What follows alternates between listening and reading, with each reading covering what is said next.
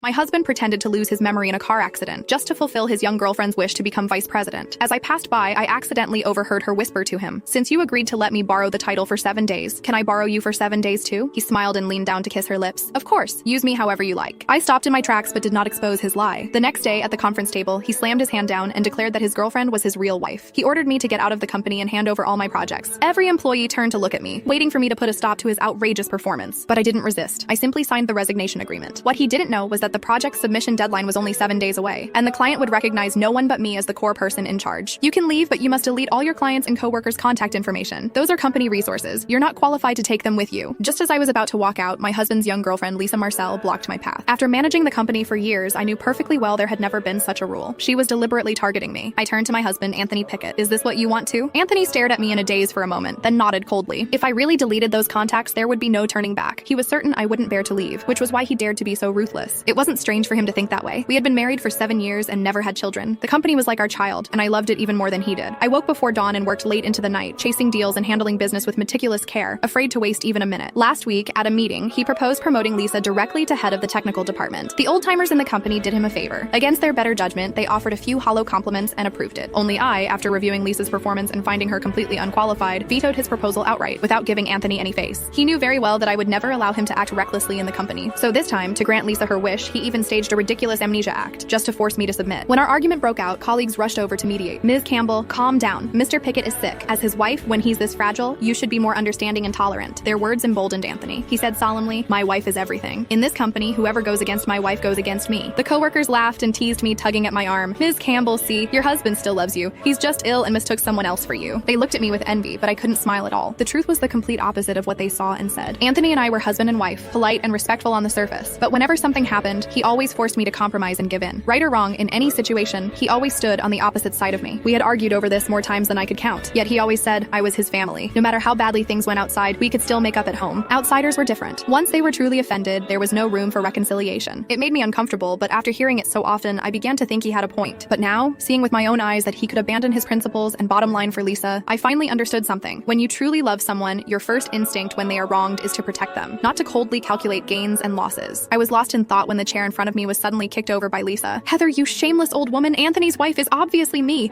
If you dare spout nonsense again, I'll rip your mouth apart." She pointed at me and screamed as if I were the one destroying someone else's family. Anthony watched the whole scene without saying a word. He simply stood behind Lisa, silently backing her up. I smiled. "Fine, I'll delete them." As soon as I spoke, I took out my phone and posted on my social feed that I had resigned. Then I raised my hand to log out of my work account. Seeing that I was serious, Anthony suddenly panicked and rushed to stop me.